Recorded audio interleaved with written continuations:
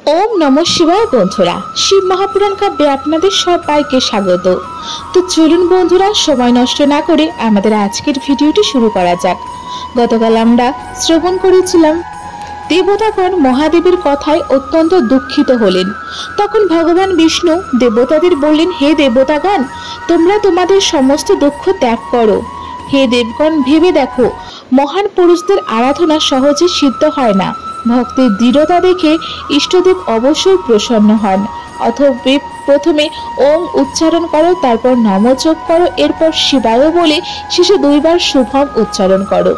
यदि तोमरा शिवेर प्रसन्नतार जन्य एई मंत्र कोटिबार जप करो ताहले शिवजी अवश्यई तोमादेर काज सिद्ध करबे।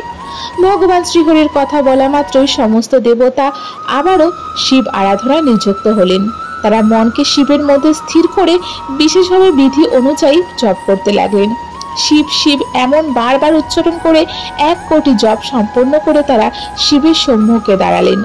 तखन पूर्वोक्त रूप धारण करे स्वयं शिव सेखाने प्रकाश हलेन एवं बोलेन, हे हरि, हे ब्राह्मण, हे देवतागण, हे उत्तम व्रत पालनकारी मुनिगण, आमी तोमादेर एई जपे प्रसन्न हयेछि, एखन वर प्रार्थना करो।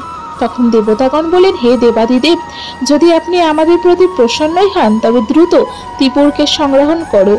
एई मुहूर्ते आपनि आमादेर रक्षा करुन। सबाइয়ের এই প্রার্থনা ও স্তব শুনে ভগবান শিব প্রসন্ন হয়ে বলেন, অবশ্যই এখন ত্রিপুরকে ধ্বংস হয়েছে মনে করো। এখন আমার কথা মন দিয়ে শোনো। আমি আগে যে দিব্যরথ সারথি ধনুক ও উৎকৃষ্ট বাণ গ্রহণ করেছিলাম তা সবই প্রস্তুত করে আমার কাছে আনো, আমি নিশ্চয়ই তা বধ করব। আর এই মুহূর্তে যে শুভ মন্ত্র তোমরা সবাই জপ করেছো তা মহাপুণ্যময় এবং আমাকে প্রসন্নকারী। এটি ভক্তি ও মুক্তিদায়ক, সমস্ত কামনার পরিপূর্ণকারী। যে মানুষ পবিত্র হয়ে এই মন্ত্র কীর্তন করে, শোনে বা অন্যকে শোনায় তার সমস্ত অভিলাষ পূর্ণ হয়। ভগবান শিবের এমন কথা শুনে সমস্ত দেবতা অত্যন্ত আনন্দিত হলেন। তখন বিশ্বকর্মা শিবের আদেশ অনুযায়ী বিশ্বকল্যাণের জন্য এক সর্ববেদময় পরম শোভিত দিব্য রথ নির্মাণ করলেন। রথটি সোনায় নির্মিত ছিল। তার দক্ষিণ চক্রে সূর্য এবং বাম চক্রে চন্দ্র অবস্থান করছিল। দক্ষিণ চক্রে 12টি আড়া ছিল, যেখানে 12টি সূর্য প্রতিষ্ঠিত হয়েছিল। বাম চক্রে 16টি আড়া, যেখানে চন্দ্রের 16 কলা বিরাজমান ছিল। অশ্বিনী প্রভৃতি 27 নক্ষত্র সেই বাম চক্রে শোভা বাড়াচ্ছিল এবং ঋতুই 2 চক্রের প্রান্ত ছিল। আন্তরিক রথের অগ্রভাগ ছিল মন্দারাচল রথের আসন হিসাবে স্থাপিত হলো। উদয়াচল ও অস্তাচল 2 পাশে কুবেরের মতো দাঁড়ালো। মহামেরু রথের অধিষ্ঠান হলো, শাখা পর্বতগুলি আশ্রয়স্থান হলো। সৎবৎসর রথের গতি, উত্তরায়ণ ও দক্ষিণায়ন হলো লোহার ধারক। মুহূর্ত বন্ধুরূপে রশিগুলি তার বাঁধন হলো। কাঠামো তার ঘোড়া তথা নাসিকারূপ অগ্রভাগ হলো। ধুলক রথের উপরে পর্দা হলো। স্বর্গ ও মুখ্য ধ্বজারূপে স্থাপন হলো। ইন্দ্রিয়গুলি তাকে চারিদিক ও বিভূষিত করলো এবং শ্রদ্ধা রথের গতি হলো।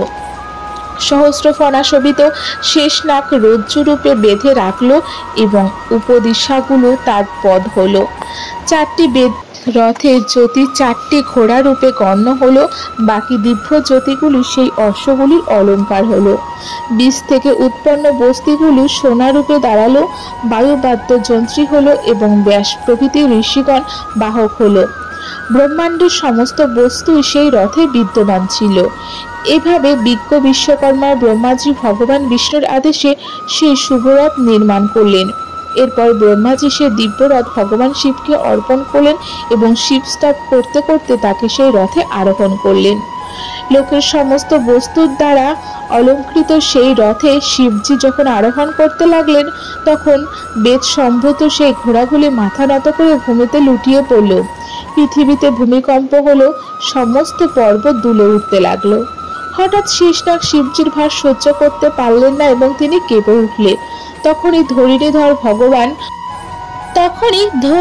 ভগবান উঠে নন্দীশ্বরের রূপ ধারণ করলেন এবং রথের নিচে গিয়ে তাকে তুলে ধরলেন। কিন্তু নন্দীশ্বরও রথারূঢ় মহেশের সেই উৎকৃষ্ট তেজ সহ্য করতে পারলেন না। তিনি সঙ্গে সঙ্গে মর্তে হাঁটু গেড়ে বসলেন। এরপর ভগবান ব্রহ্মা শিবজির আজ্ঞায় হাতে চাবুক নিয়ে ঘোড়াদের উঠিয়ে সে রথ শ্রেষ্ঠ রথকে দাঁড় করালেন। তারপর মহেশ কর্তৃক অধিষ্ঠিত সে উৎকৃষ্ট রথে বসে ব্রহ্মাজি রথে জোতা মন ও বায়ুর সমান বেগ সম্পন্ন বেদময় অশ্বদের দিকে আকাশে অবস্থানরত তপস্বী দানবদের তিনটি পুরকে লক্ষ্য করে এগিয়ে চলল। এরপর লোক কল্যাণকারী ভগবান রুদ্র দেবতাদের দিকে দৃষ্টিপাত করে বলল, হে সুরশ্রেষ্ঠগণ, যদি তোমরা দেবতা ও অন্যান্য প্রাণীদের মধ্যে পৃথক পৃথক পশুভাবের কল্পনা করে সেই পশুদের অধিপতি আমাকে দাও, তবে আমি সেই অসুরদের সংহার করব, কারণ সেই দানব শ্রেষ্ঠদের তখনই মারা সম্ভব, অন্যথায় তাদের বধ অসম্ভব।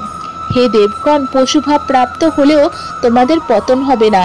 আমি তোমাদের সেই পশুভাব থেকে মুক্তির উপায় বলছি। আমি তোমাদের সত্য প্রতিজ্ঞা করছি, যে কেউ এই দিব্য পশুপাত ব্রত পালন করবে সে পশুত্ব থেকে মুক্তি পাবে। তোমাদের বাইরে অন্য যেসব প্রাণী আমার এই পশুপদ ব্রত পালন করবে তারা অবশ্যই পশুত্ব থেকে মুক্ত হবে। যে নৈষ্ঠিক ব্রহ্মচর্য অবলম্বন করে 12 বছর, 6 বছর বা 3 বছর পর্যন্ত আমার সেবা করবে অথবা করাবে সে পশুত্ব থেকে মুক্তি পাবে। তাই যদি তোমরা সবাই এই দিব্যব্রত পালন করো তবে তখনই পশুত্ব থেকে মুক্তি হবে, সুতরাং সন্দেহ করো না। ভগবানের এই কথা শুনে সমস্ত প্রধান প্রধান দেবতারা ভগবান শঙ্করের পশু হয়ে গেলেন। পশুত্ব রূপী পাশ থেকে মুক্তিদাতা রুদ্র পশুপতি নামে অভিহিত হন এবং তখন থেকেই মহেশ্বর পশুপতি নামটি বিশ্ব প্রসিদ্ধ হয়ে উঠল। এরপর মহাদেব শম্ভু সমস্ত সামগ্রী সহ রথে আরোহণ করে সেই অসুরদের তিনটি পুর সম্পূর্ণরূপে ধ্বংস করবার জন্য প্রস্তুত হলেন। রথের সর্বোচ্চ শীর্ষে অবস্থানকারে তিনি ধনুকে প্রত্যাজ্ঞ চড়ালেন, উৎকৃষ্ট বাণ সাজালেন এবং ধনুর মুড়ি দৃষ্টিভাবে ধরে অচলভাবে দাঁড়িয়ে রইলেন। কিন্তু তিনি বাণ প্রয়োগ করতে পারছিলেন না, কারণ তার বৃদ্ধাঙ্গুলির অগ্রভাগে অবস্থান নিয়েছিল গণেশজির তাকে যন্ত্রণা দিয়ে দিচ্ছিল, যাতে ভগবান শিব তার পুরের বধ না করতে পারে। এটি দেখে ভগবান শিব বুঝতে পারলেন না গণেশ কেন তাকে এই ত্রিপুর বধ থেকে বিরত করছেন। ঠিক তখনই আকাশবাণী হলো, হে ঐশ্বর্যশালী জগদীশ্বর, যতক্ষণ না আপনি গণেশের পূজা করবেন ততক্ষণ এই ত্রিপুরের সংহার করতে পারবেন না।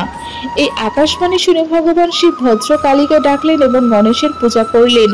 যখন নিয়ম মাফিক বিনায়কের পূজা সম্পন্ন হলো তখন তিনি সন্তুষ্ট হলেন। এরপর ভগবান শিব আকাশে অবস্থানরত তারকপুত্রদের সে তিনটি নগর দেখতে পেলেন।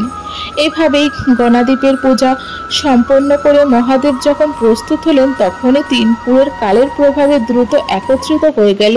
তিনটি ত্রিপুর একসাথে মিলিত হয়ে দেখে সমস্ত দেবতারা আনন্দিত হলো, তারা শিবের স্তব করতে লাগলেন।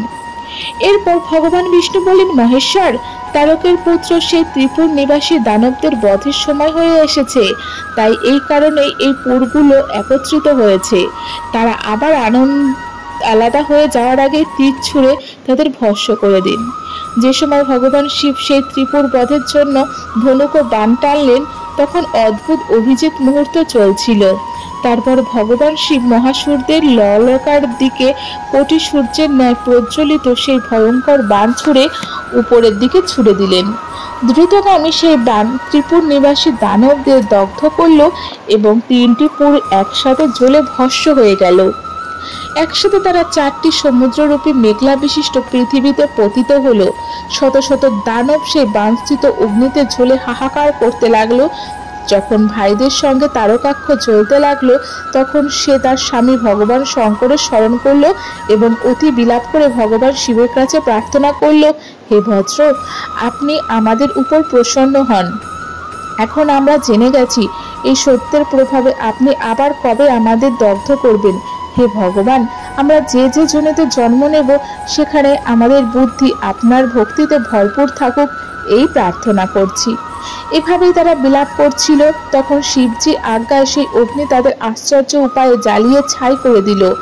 সেই ত্রিপুরে যত নারী, শিশু ও পুরুষ ছিল সবাই অগ্নিতে দগ্ধ হয়ে গেল, যেমন মহাপ্রলয়ে জগৎ ভস্ম হয়ে যায়। যখন মহেশ্বর দানব সমগ্র ত্রিপুর ভস্ম করে দিলেন, তখন সমস্ত দেবতারা মহান আশ্চর্য মুগ্ধ হলেন। সেই সময় শঙ্কর ভগবানের মহাভয়ঙ্কর রৌদ্র রূপ দেখে সমস্ত দেবতারা ভীত হয়ে গেলেন এবং প্রধান প্রধান দেবতারা বিনীত হয়ে তার সামনে দাঁড়ালেন। তারা কিছুই বলতে পারলেন না। চারিদিক থেকে সবাই শম্ভুকে প্রণাম করতে লাগলেন এবং তারপর গিরিজা সহ মহেশ্বরের সতর্কতার সঙ্গে স্তব করতে লাগলেন। সবার দ্বারা স্তবিত হয়ে লোক কল্যাণকারী শঙ্কর অত্যন্ত প্রসন্ন হলেন। তারপর তিনি দেবতাদের বললেন, তোমরা বর চাও। তখন দেবতারা বলেন, হে দেবাদিদেব, যদি আপনি আমাদের প্রতি প্রসন্ন হন তবে আমাদের দাসরূপ গ্রহণ করুন। এমন বর দিন যাতে যখন যখন দেবতাদের উপর বিপদ আসবে কিংবা দুঃখের সম্ভাবনা দেখা দেবে তখন তখন আপনি স্বয়ং প্রকট হয়ে আমাদের সেই সমস্ত দুঃখ থেকে দূর করবেন। তাদের এই কথা শুনে ভগবান শিব বললেন, তথাস্তু, তাই হবে। এভাবে দেবাদিদেব মহাদেব দেবতাদের মহান কার্য সম্পূর্ণ করে দেবী পার্বতী নিজ পুত্র এবং সমস্ত গণসহ অন্তর্ধান করলেন। বাকিরা অর্থাৎ সমস্ত দেবতাগণ নিজ নিজ ধামে ফিরে গেলেন। এরপর ব্রহ্মাজি ভগবান শিবের আরেকটি সুন্দর চরিত্রের বর্ণনা করলেন। সেটি কি ছিল তা আমরা শুনবো আমাদের শিব পুরাণ কাহিনীর পরবর্তী পর্বে আগামীকাল আপনাদের নিজস্ব চ্যানেল ধর্মকথা সম্পায়। তো বন্ধুরা, আমাদের আজকের ভিডিওটি আপনাদের কেমন লাগলো? ভালো লাগলে লাইক, কমেন্ট, শেয়ার করতে ভুলবেন না। সবাই ভালো থাকবেন, সুস্থ থাকবেন। হর হর মহাদেব।